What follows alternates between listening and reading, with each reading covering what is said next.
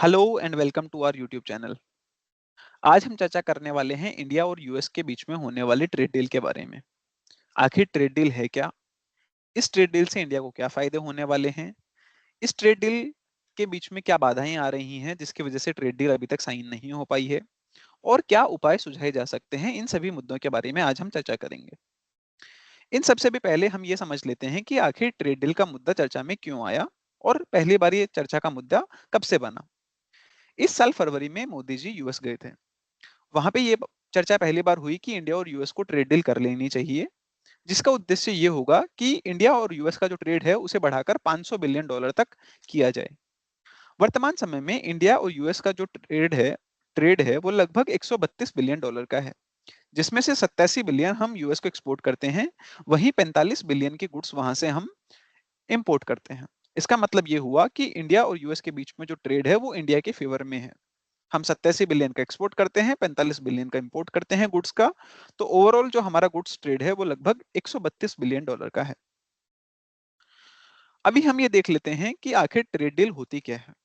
देखिए, trade deal एक agreement है जो दो देशों के मध्य साइन किया जाता है, ताकि उनके मध्य जो होने वाला व्यापार है, गुड्स और सर्विसेज का जो इंपोर्ट एक्सपोर्ट है, उसे बढ़ाया जा सके। वो कैसे बढ़ाया जाएगा?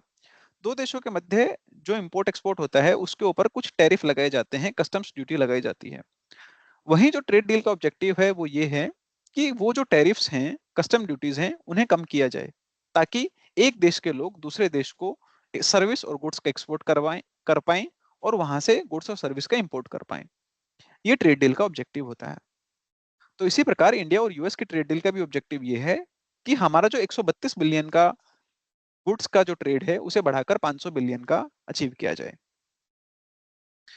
देखो, अगर इंडिया ट्रेड डील साइन कर लेता है यूएस के साथ में, तो इंडिया को क्या फायदे होंगे? ये चीज सबसे इंपॉर्टेंट चर्चा का विषय है कि हमें ट्रेड डील आखिर साइन ही क्यों करनी चाहिए। जैसे कि हमने अभी देखा, इंडिया यूएस को लगभग 87 बिलियन डॉलर का गुड्स का एक्सपोर्ट करता है। अगर हम ट्रेड डील साइन कर लेते हैं तो ये जो हमारा एक्सपोर्ट है वो बढ़कर कहीं गुना हो जाएगा। एस्टिमेट है कि ये बढ़कर लगभग 4 गुना होकर लगभग 300 बिलियन डॉलर से भी ऊपर पहुंच जाएगा। तो सबसे बड़ा बेनिफिट ये होगा कि हमारा जो गुड्स का एक्सपोर्ट है यूएस को, वो काफी गति से वृद्धि करेगा।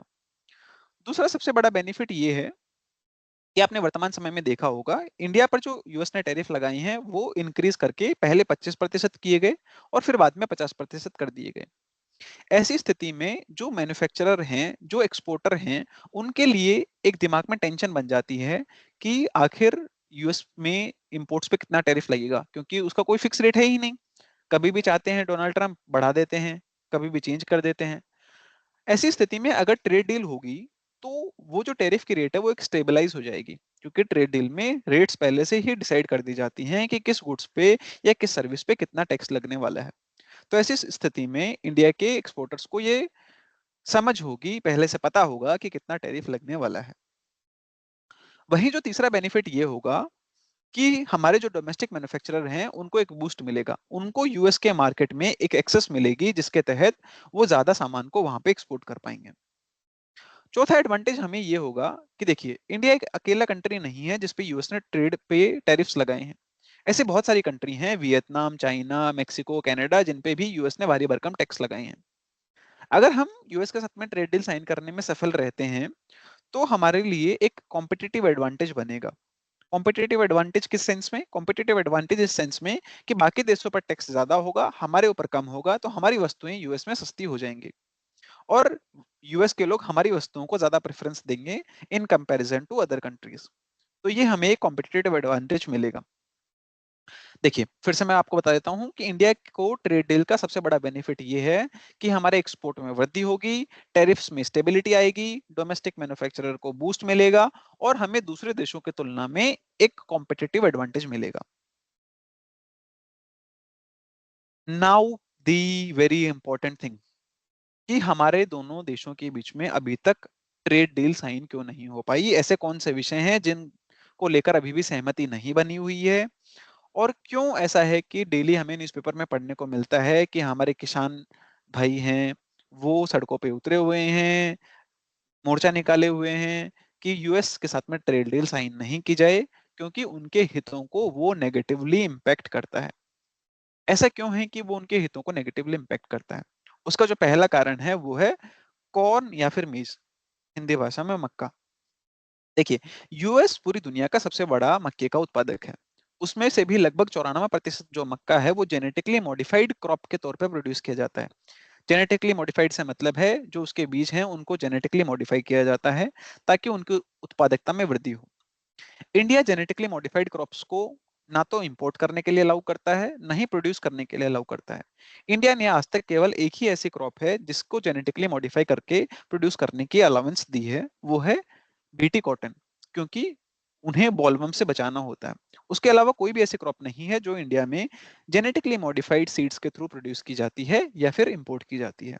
तो ये सबसे बड़ा एक कंसर्न है। अगर हम बीटी कॉर्न को या फिर हम जेनेटिकली मॉडिफाइड कॉर्न को अगर अलाउ कर देते हैं तो उसके दो नेगेटिव इम्पैक्ट होंगे। पहला, हमारे एग्रीकल्चरल जो किसान भाई बहन हैं उनको नुकसान होगा क्योंकि विदेश से आने वाला मक्का सस्ता होगा। दूसरा, जो जेनेटिकली मॉडिफाइड मक्का है उसके हमें नेगेटिव इम्पैक्ट्स के बारे में इतनी जानकारी नहीं है। हो सकता है कि भविष्य में जो जेनेटिकली मॉडिफाइड मक्का है वो हमारी हेल्थ के लिए अच्छा नहीं हो। तो ये एक सबसे बड़ा कंसर्न है मक्का। दूसरा जो सबसे बड़ा कंसर्न है वो है एथेनॉल। मक्के के जैसे ही एथेनॉल का भी सबसे बड़ा प्रोड्यूसर दुनिया का यूएसए ही है। अगर हम यूएस से आने वाले एथेनॉल को अलाउ कर देते हैं तो इंडिया के जो मैन्युफैक्चरर हैं जो एथेनॉल प्रोड्यूस करते हैं उनको नेगेटिव इम्पैक्ट पड़ेगा। इंडिया में एथेनॉल जो प्रोड्यूस होता है वो शुगर केन, राइस और मक्के जैसी चीजों से होता है। अगर हम एथेनॉल का इंपोर्ट अलाउ कर देंगे तो मक्का, राइस, शुगर केन के प्रोड्यूसर्स को नुकसान होगा तथा साथ ही जो शुगर केन मिल्स हैं उनको भी बहुत ज्यादा नुकसान झेलना पड़ेगा।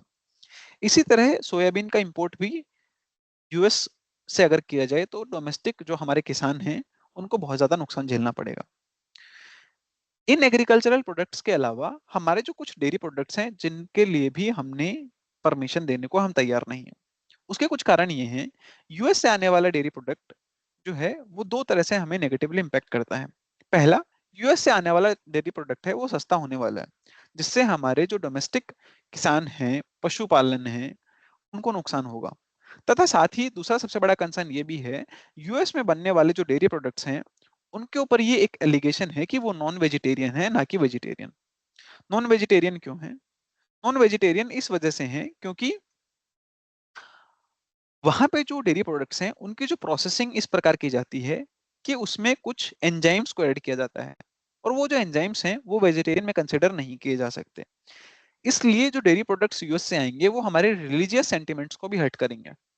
इसी कारणवश इंडियन गवर्नमेंट ने अभी तक ट्रेड डील को साइन नहीं किया है। तो हमारे लिए जो कुछ रेड लाइंस थी वो थे कॉर्न, एथेनॉल, सोयाबीन और डेयरी प्रोडक्ट्स। अब देखिए, हमने ट्रेड डील के फायदे भी समझ लिए, हमने ट्रेड डील के संबंध में जो हमारे चिंताएं थी वो भी समझ ली। आखिर अब हमें करना क्या चाहिए? देखिए, मेरी राय ये है कि हमें यूएस के साथ में ट्रेड डील करना चाहिए, बट एक पार्शियल ट्रेड डील करना चाहिए। पार्शियल ट्रेड डील से मेरा क्या मतलब है? पार्शियल ट्रेड डील से मेरा मतलब ये है कि हमें सिर्फ उन्हीं प्रोडक्ट्स को एक्सक्लूड कर देना चाहिए जो हमने अभी डिस्कस किए। हमने हमें एक ट्रेड डील साइन करनी चाहिए जिसमें हम corn, soybean, ethanol, dairy products और ऐसे कुछ अदर प्रोडक्ट्स जो हमारे किसान भाई बहनों को नुकसान पहुंचाते हैं उन्हें हमें एक्सक्लूड कर देना चाहिए ट्रेड डील के पैक्ट से। यानी कि वो सारे वस्तुओं को हम यूएस से इंपोर्ट नहीं करेंगे, ना ही कॉर्न को, ना ही एथेनॉल को, ना ही सोयाबीन को, ना ही डेयरी प्रोडक्ट्स को।